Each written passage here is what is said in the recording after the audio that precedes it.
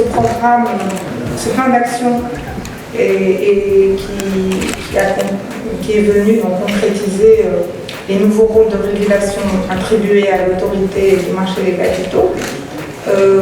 a aussi pour objectif de créer une dynamique de développement de ce marché des capitaux avec une vision claire, qui est celle de positionner le marché des capitaux comme un levier important dans le financement de l'économie, de l'investissement et des entreprises. Aujourd'hui, nous avons rencontré donc, les professionnels du marché des capitaux ainsi que la presse pour faire un bilan d'étape du plan stratégique de la MMC 2017-2020 que nous vous avions présenté donc à la fois à la presse et aux professionnels du marché en juillet 2017. Donc ce plan stratégique qui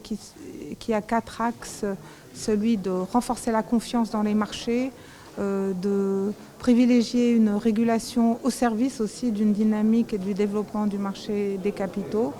de positionner l'autorité du marché des capitaux comme une autorité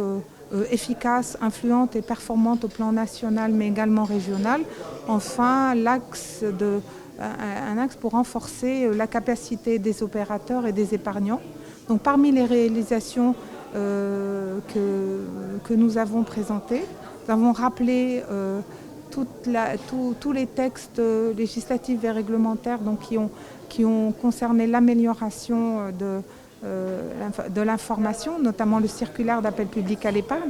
qui améliore la qualité de l'information que doivent donner au marché les émetteurs, mais également la régularité, puisqu'aujourd'hui il y a des indicateurs trimestriels. Nous avons également parlé de la mise en place des règles de fonctionnement du nouveau marché alternatif, donc celui qui consiste à recevoir donc les PME, qui est réservé aux PME à la bourse de Casablanca, et que nous souhaitons de le voir se développer de nos voeux. Je rappelle que le premier rôle du marché des capitaux, c'est celui de financer l'économie. Et la réalisation aussi dont vous avez entendu parler la semaine dernière, c'est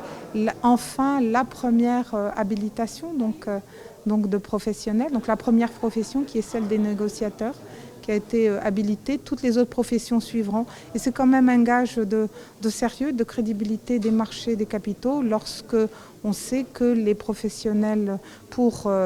pouvoir travailler sur ces marchés, devront avoir une formation adéquate, passer des tests et les réussir. Et puis continuer à avoir